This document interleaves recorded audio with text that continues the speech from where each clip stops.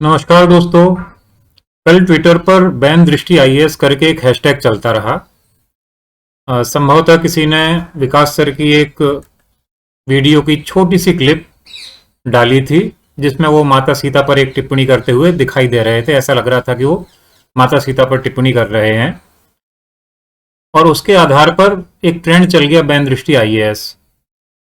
उस ट्रेंड में कितना दम था, क्या दम था, उसमें हम नहीं पड़ेंगे क्योंकि विकास सर ऑलरेडी लल्लन टॉप पर उसकी सफाई दे चुके हैं और उसकी तथ्यात्मकता आदि के बारे में जानना हो तो आप लोग लल्लन टॉप पर जाकर देख सकते हैं। उसकी लिंक भी मैं यहाँ डिस्क्रिप्शन में डाल दूंगा। लेकिन मैं उसके बहाने कुछ दूसरी बातों पर चर्चा करना चाहूँगा। पहली बात तो मैं खुद विकास सर का विद्यार्थी रहा हूँ, उनसे मैंने पढ़ा हुआ है और मैं पहले भी कह चुका हूँ उनकी क्लास में कभी भी हम लोगों ने किसी भी प्रकार का किसी विचारधारा को मानने का दबाव अनुभव नहीं किया। कक्षा में प्रयास ये होता है कि जितनी भी जिस तरह की विचारधाराएं हैं उनको तर्क सहित प्रस्तुत कर दिया जाए। और बात कक्षा की नहीं है, बात यह है कि हमारी भारतीय संस्कृति भी तो यही है। हमारी संस्कृति वाद विवाद संवाद की संस्कृति है। मंडन मिश्र और आचार्य शंकर का दार्शनिक विवाद जगत प्रसिद्ध है और पुराने समय में जो भी निर्णय होते थे हमारी संस्कृति में वो इस तरह से संवाद के माध्यम ही होते थे। बैन लगाकर हमारे यहाँ निर्णय नहीं हुए, ना बैन लगाकर कोई निर्णय कभी हो सकता है। हम लोग तो कहते हैं मुंडे मुंडे मतिर भिन्ना, हर दिमाग में अलग अलग मतियां होती हैं। फिर हम कहते हैं एकम सत्यम विप्रा बहुधा वदंती, सत्य एक ही है लेकिन उस सत्य को बुद्धिमान लोग अलग अलग तरीके से व्यक्त करते रहते हैं। तो हमारी संस्कृति संवाद करने की, हमारी संस्कृति बैन लगाने की नहीं है। दूसरी बात, प्राचीन काल से ही हमारे यहाँ षट दर्शन प्रसिद्ध हैं, नास्तिक दर्शनों को तक स्वीकृति है। फिर ये बैन की बात कहाँ से आ गई, किस संस्कृति से आके उठ गई? हमारी जो पुरानी किताबें होती हैं उनमें बहुत सारी ऐसी बातें होती हैं जिनको हम पसंद कर सकते हैं, नापसंद कर सकते हैं और इसीलिए हमारी संस्कृति अपने हर ग्रंथ का युगानुरूप आचरण करती आई है, उसका युगानुरूप व्याख्या करती आई है। कोई भी व्यक्ति जब योग्यता अर्जित करता है वाद विवाद करने की दर्शन के आधार पर तो उसको जो प्रस्थान त्रयी है उसकी अपने तरीके से सबसे पहले व्याख्या करनी पड़ती है। उपनिषदों की व्याख्या करनी पड़ती है, गीता की व्याख्या करनी पड़ती है। तो हमारे यहाँ ये नई बात नहीं है, हम लोग हर बार चीजों की व्याख्या करते हैं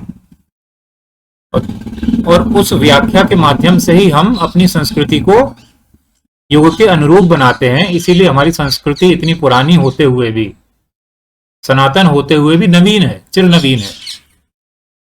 और क्या हम बैन कल्चर लाकर अपनी संस्कृति की इस नवीनता को खोना चाहते हैं? ऐसा करने का कोई औचित्य तो नहीं है, नहीं करना चाहिए। लेकिन जिन लोगों का पढ़ने लिखने से कोई लेना देना नहीं है, जिनने ना रामायण पढ़ी ना महाभारत पढ़ी, रामचरितमानस कभी छुई नहीं, इतना धैर्य नहीं है कि चीजों को सर्च करके अच्छे से देख सकें, बस ट्विटर पर ट्रेंड चला दो, बैन करा दो, लठ लेकर खड़े रहते हैं। तो ऐसे लठ लेकर खड़े रहने वालों से क्या कहा जाए? ऐसे लठ लेकर चलने वालों को समझना चाहिए कि किसी भी सभ्यता संस्कृति में जो भी उन्नति आती है वो असहमति के स्वरों से ही आती है। यदि असहमति का स्वर अतार्किक है, मूर्खतापूर्ण है, तो समय उसको अपने आप दबा देगा। वो बहुत लंबे समय तक उल्टी पुल्टी बातें चलती नहीं है, खत्म हो जाती हैं। हमारी संस्कृति बहुत मजबूत है। इतने आक्रमण हुए, विदेशी शासन रहे, हमारी संस्कृति खत्म हो गई क्या? जो एक व्यक्ति के कुछ बोलने से खत्म हो जाएगी?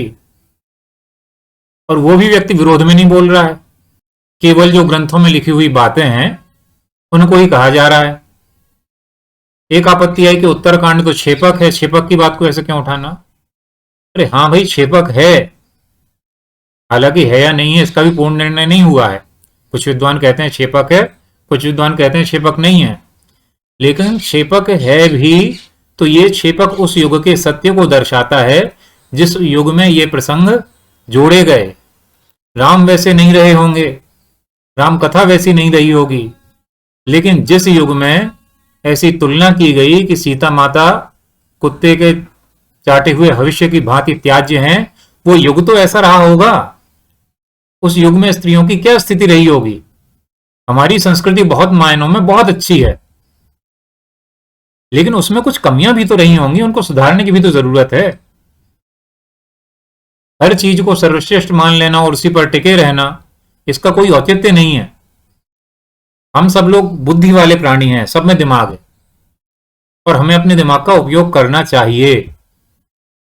और हमारी संस्कृति हमें इस बात की छूट देती है कि हम अपनी बुद्धि का उपयोग कर सकें। हमारे यहाँ ऐसा नहीं है कि एक किताब में जो लिखा है उसकी व्याख्या नहीं हो सकती। हम अपनी किताबों को, अपने वेदों को, अपनी गीता को हर युग में पुनर्व्याख्यायित करते हैं और उस पुनर्व्याख्या के सहारे नई ऊर्जा प्राप्त करते हैं। यही ऊर्जा हमारे सनातन समाज के जीवन का आधार है और इस ऊर्जा को हमें खोना नहीं है, बना के रखना है। और अंत में मैं यही कहूंगा, वोल्टेयर के नाम से प्रसिद्ध है, हालांकि कथन किसी और का है, यद्यपि मैं आपकी बात से असहमत हूं, किंतु आपकी अभिव्यक्ति की स्वतंत्रता के अधिकार के लिए आजीवन संघर्ष करूंगा, उसके लिए अपने प्राण भी दे दूंगा। वाद विवाद संवाद हमारी सनातन संस्कृति का अंग है, हमारी संस्कृति है और हमारी उसी संस्कृति को हमारा संविधान अभिव्यक्त करता है आर्टिकल 19 में अभिव्यक्ति की स्वतंत्रता के रूप में।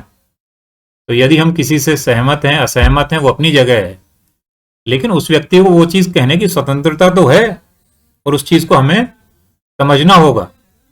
हर चीज को बैन बैन चिल्लाने से काम नहीं चलता और ना चल सकेगा।